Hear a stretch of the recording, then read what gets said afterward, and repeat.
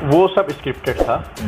मामला जो था उसको डाइवर्ट कर दिया गया, उसको ज़बरदस्ती एक रिलीजियस एंगल दिया गया। कोई ऐसा इशू था ही नहीं, ना बिल्कुल है। वो एक सब कुछ स्ट्रेटेजिकली हुआ था। जब यहाँ से उस प्रधान को अरेस्ट करके ले गया कोतवाली पे, तो ऑलरेडी वहाँ पे सत्ता दल के 200 से ज़्यादा कार्यकर्ता बैठे हुए थे।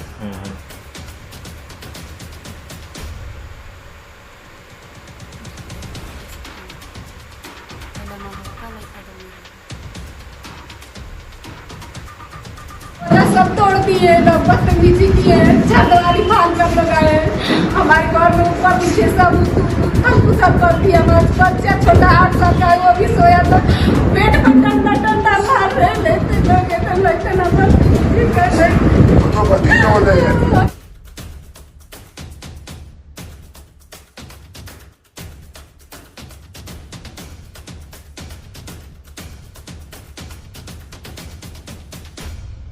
ये सब चल रहा है, लेकिन इस सब को प्रमुखता से दिखाने के पीछे भी एक बड़ा षड्यंत्र है। ये जो गोदी मीडिया है, अब सोशल मीडिया में भी इनकी संख्या कम नहीं है आप जैसे लोगों की। आप चाहे जिस तरह भी दिखाइए, लेकिन जनता में असली चर्चा यही है कि आखिर पिछले 2 सप्ताह से लगातार डीजल और पेट्रोल का दाम क्यों बढ़ रहा, सीएनजी गैस का दाम क्यों बढ़ा, रसोई गैस का दाम क्यों बढ़ा।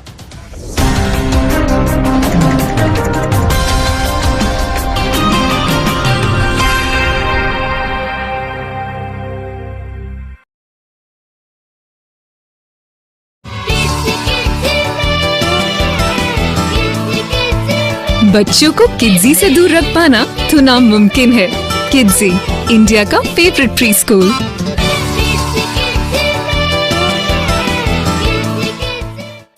नमस्कार, मैं अभिनेंद्र। ऐसा कोई हफ्ता या दिन नहीं गुजरता है जब देश के किसी हिस्से से ऐसी खबर नहीं आती कि एक दल किसी को खाने से रोक रहा है, एक दल किसी को धार्मिक स्थल के बाहर तरबूज बेचने से रोक रहा है। अधिकारों की लड़ाई संविधान की अदालतों में नहीं, धर्म के चौराहों पर हो रही है। अधिकार का फैसला धर्म के आधार पर हो रहा है। संविधान की पंचायत में सुनवाई ऐसे होती है जैसे आज से पहले यह विषय नहीं आया हो। इसलिए पंच समझने के नाम पर तारीखों का सहारा ले रहे हैं। हर दिन बहस का उत्पादन किया जा रहा है। इन घटनाओं की संख्या को अगर आप भारत के मानचित्र पर रख कर देखेंगे तो पता चलेगा कि आप नजरअंदाज कर दें या निंदा कर दें, दोनों ही बातों से कोई असर नहीं पड़ता है।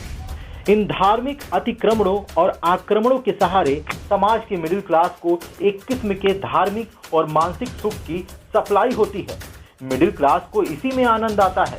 हर जगह नया भारत और सबका भारत बनाने के नारे तो लिखे हुए हैं, लेकिन इन्हीं नारों की आंखों के सामने संघर्षशील भारत बनता दिखाई दे रहा है। संघर्ष अपने स्वाभिमान को जिंदा रखने का, संघर्ष अपने सम्मान को जिंदा रखने का। इस बीच घट रही घटनाओं और आरोपों से एक बात स्पष्ट होती हुई नजर आ रही है कि धर्म एक ऐसा विषय बन गया है जहां धर्म के नाम पर राजनीति का बदला लेना भी आसान होता प्रतीत हो रहा है। आज डॉक्टर भीमराव अंबेडकर की जयंती है। वह अपनी काबिलियत और मेहनत के बल पर संविधान सभा के अध्यक्ष बने और आजादी के बाद भारत के संविधान के निर्माण में अभूतपूर्व योगदान दिया। बाबा साहब ने कहा था कि मैं ऐसे धर्म को मानता हूं जो स्वतंत्रता, समानता और भाईचारा सिखाता है। खैर, उत्तर प्रदेश में विधानसभा चुनाव में भाजपा को पूर्ण बहुमत प्राप्त हुआ, लेकिन सीटें 2017 के चुनाव से कम आई। कम इसलिए आई क्योंकि समाजवादी पार्टी की सीटें 2017 के मुकाबले ज्यादा आई। कुछ जनपद ऐसे हैं जहां भाजपा का खाता भी नहीं खुला। उन्हीं जनपदों में से एक है गाजीपुर।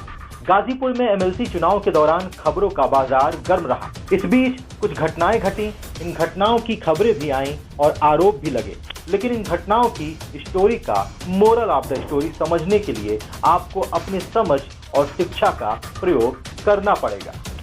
उत्तर प्रदेश के गाजीपुर जनपद में कुछ लोगों ने सांप्रदायिक सद्भाव बिगाड़ने का प्रयास किया। मामला गत 2 अप्रैल का है। कुछ लोगों ने गहमर गांव में कलश यात्रा के दौरान मस्जिद में घुसकर नारे लगाए और झंडा फहराया। इसका वीडियो भी वायरल हुआ। वीडियो वायरल होने पर पुलिस ने अज्ञात लोगों के खिलाफ केस दर्ज कर एक युवक को गिरफ्तार भी कर लिया था। खबरों के अनुसार मस्जिद प्रबंधन ने मामले में शिकायत नहीं किया था और न ही झंडा फहराने को लेकर दूसरे पक्ष ने सड़क पर कोई विरोध या बवाल किया। हाँ, इस मामले में समाजवादी पार्टी के विधायकों ओम प्रकाश सिंह और शोएब अंसारी ने कार्रवाई न होने पर आंदोलन की चेतावनी जरूर दी। अब इस स्टोरी का मोरल ऑफ द स्टोरी समझने के लिए आपको अपने समझ और शिक्षा दोनों का ही प्रयोग करना पड़ेगा। ये सब चल रहा है, लेकिन इस सब को प्रमुखता से दिखाने के पीछे भी एक बड़ा षड्यंत्र है। ये जो गोदी मीडिया है, अब सोशल मीडिया में भी इनकी संख्या कम नहीं है आप जैसे लोगों की। आप चाहे जिस तरह भी दिखाइए, लेकिन जनता में असली चर्चा यही है कि आखिर पिछले 2 सप्ताह से लगातार डीजल और पेट्रोल का दाम क्यों बढ़ रहा, सीएनजी गैस का दाम क्यों बढ़ा, रसोई गैस का दाम क्यों बढ़ा, दवाएं महंगी हुई। हर जगह लोग तिराह कर रहे हैं। कानून व्यवस्था की ऐसी धज्जी उड़ी है कि कहा नहीं जा सकता। लूट खसोट हत्या क्या बाकी है। आतंक है तो सरकारी मशीनरी अपना आतंक फैला के जनता को डरा रही है कि चुप रहो, मेरी बेईमानी की, मेरी लूट की कोई खबर बाहर नहीं निकलनी चाहिए। बाबा साहब ने कहा था कि जो व्यक्ति अपनी मौत को हमेशा याद रखता है वो सदा अच्छे कार्य करने लग जाता है। उन्होंने कहा था कि जब तक आप सामाजिक स्वतंत्रता नहीं हासिल कर लेते, कानून आपको जो भी स्वतंत्रता देता है वो आपके लिए बेईमानी है। खैर, 5 अप्रैल को सपा विधायकों ने गाजीपुर शहर स्थित समता भवन पर एक प्रेस वार्ता का आयोजन किया था। उस प्रेस वार्ता में गहमर के अलावा मोहम्मदाबाद की एक घटना पर भी न्याय की मांग की गई। वो घटना मोहम्मदाबाद के मलिकपुरा गांव की थी। आरोप था कि मलिकपुरा के प्रधान पति को पुलिस कोतवाली लेकर आई। रात में उनके घर चारदीवारी फांद कर घुसी। उनके पत्नी यानी वर्तमान ग्राम प्रधान को अपमानित किया गया। उनके मासूम बच्चों को डराया गया। यहाँ तक कि करीब 7 साल का बेटा सो रहा था तो उसे लाठी के प्रहार से उठाया गया। यह आरोप लगाते हुए मलिकपुरा की ग्राम प्रधान रोने लगी। सब तोड़ दिए, लोग बदतमीजी किए, चारदीवारी फांद कर लगाए। हमारे घर में ऊपर पीछे सब उथल कर दिया। बच्चा छोटा 8 साल का है, वो भी सोया था। पेट में डंडा मार रहे, लेते लोग एकदम लगता ना बदतमीजी कर रहे।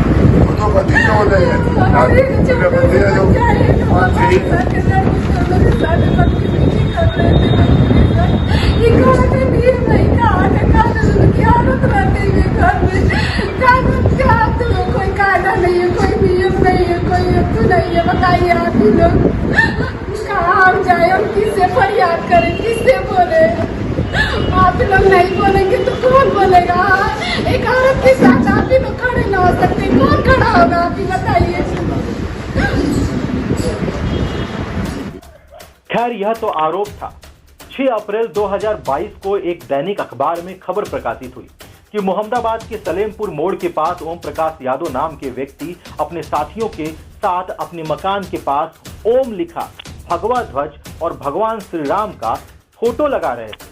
आरोप है कि पूर्व प्रधान शशिकांत शर्मा, रविकांत शर्मा, ओम प्रकाश शर्मा, डब्लू उर्फ रविकांत शर्मा, देवेंद्र शर्मा, फैजी अहमद, धर्मेंद्र कनौजिया अपने साथ अन्य 12-15 लोगों के साथ हाथी डंडा लेकर पहुंचे। झंडा और फोटो फाड़कर फेंक दिया। मना करने पर मारपीट शुरू कर दिया। इस दौरान धर्म विरोधी और देश विरोधी नारेबाजी कर दौड़ाते हुए हमारे घर में घुस गए और जान से मारने की धमकी देते हुए लौट गए। ये सारी बातें अखबार में लिखी हुई है।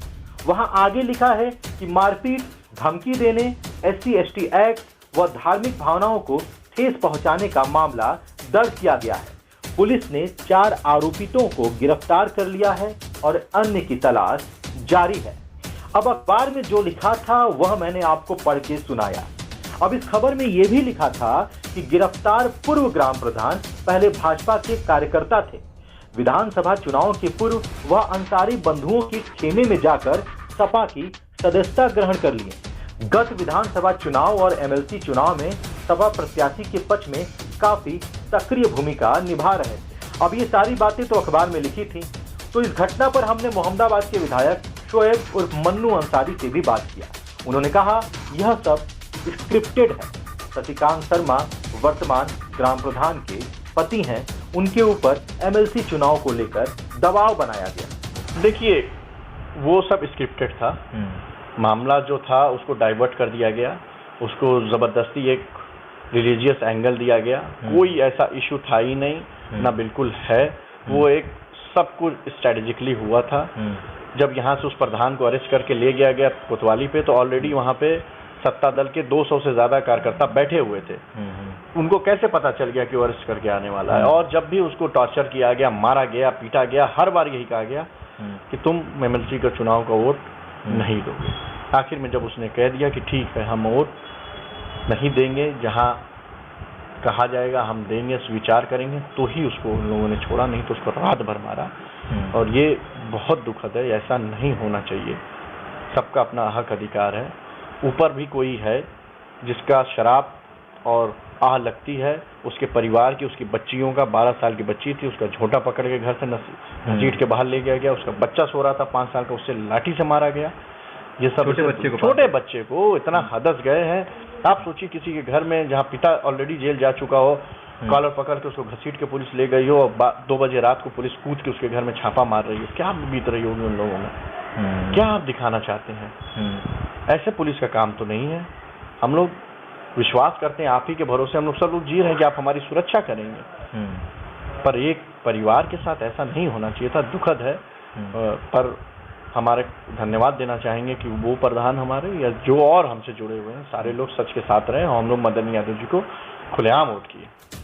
खैर, इस मामले में पुलिस ने मुकदमा दर्ज किया है। यह मामला कानूनी मामला है, अब न्याय तो कोर्ट में ही होगा। आपको बता दें कि शशिकांत शर्मा को स्वच्छता अभियान में कई उपलब्धियां हासिल हैं।